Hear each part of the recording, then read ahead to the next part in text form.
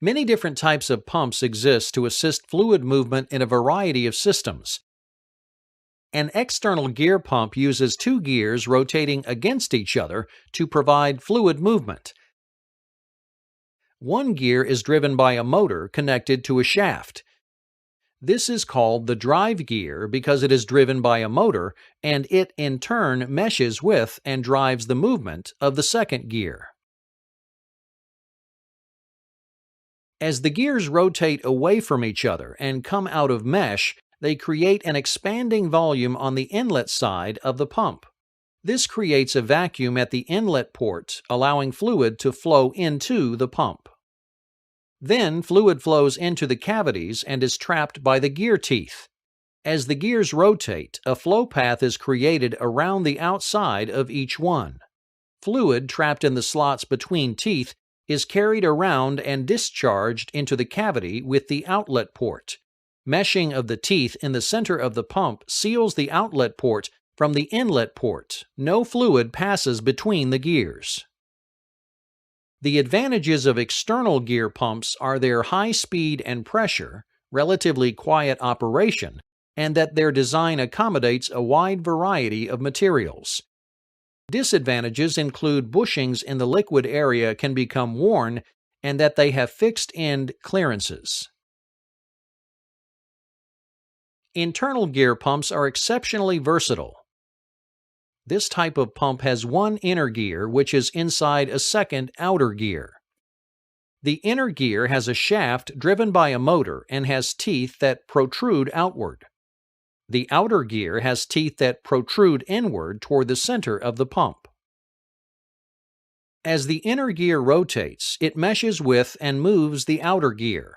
Liquid is trapped in the gear spaces and carried from the inlet to the discharge. A stationary crescent-shaped divider separates the intake and discharge portions of the fluid. Advantages of internal gear pumps are a smooth and almost pulseless flow, and slightly more horsepower for its size. Disadvantages are its higher cost, limited size range, low to moderate pressure ratings, and few sources of manufacture. A rotary vane pump is a positive displacement pump that consists of vanes mounted to a rotor. The vanes are on an off-center drive shaft. As the shaft rotates, the variable length vanes slide in and out to maintain contact with the pump housing. The tension in the vanes is maintained by either springs or hydraulic pressure. As the vanes rotate, they create chambers of varying sizes within the pump. Fluid enters at the largest chamber. As the vanes rotate and retract, the chambers get smaller, forcing fluid to exit through the discharge port.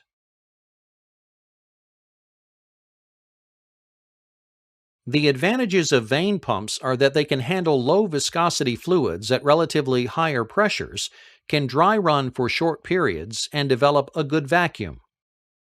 Their disadvantages include complexity and their unsuitability for both high pressure and high viscosity fluids. Piston pumps come in many different forms. A swash plate is a device used to translate the motion of a rotate shaft into the reciprocating motion of a piston. Swash plate piston pumps have a rotating shaft connected to a cylinder block containing pistons, which are pressed against a stationary swash plate that sits at an angle to the cylinder. As the shaft rotates, the pistons move against the swash plate, causing them to reciprocate within the piston block.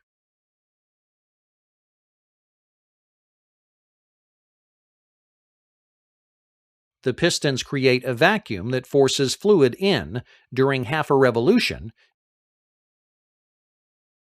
and expels fluid during the other half.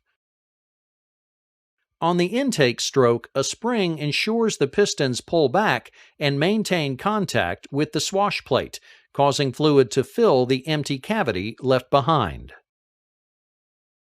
On the discharge stroke, the angle of the swash plate forces the pistons back inside the piston block and discharges the fluid.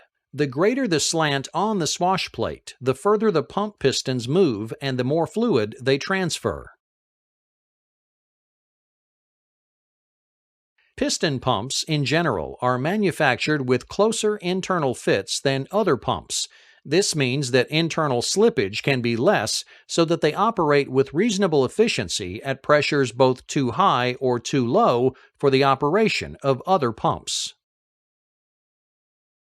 Radial pumps are designed so the pistons stroke in a direction at right angles to the shaft.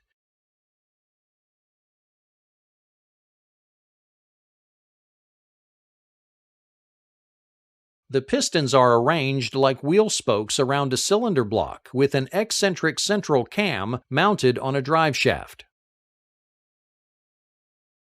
As the shaft rotates, the cam moves towards the pistons, forcing them down into the cylinder block and discharging the fluid. As the cam moves away, springs help retract the piston and cause the intake stroke. Check valves ensure that fluid only enters the inlet ports and only exits the outlet ports.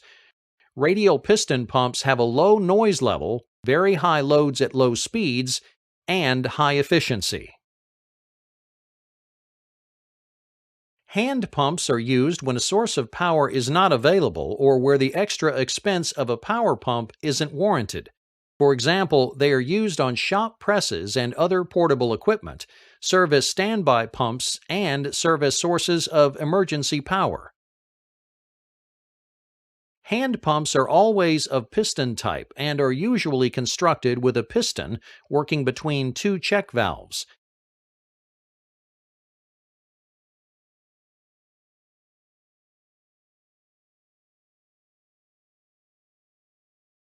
Double-acting hand pumps are more efficient, allowing fluid to both enter and discharge on both strokes of the piston. Moving the pump handle in either direction allows fluid to be drawn in from the reservoir and discharged via the outlet ports. Check valves in all locations prevent fluid backflow.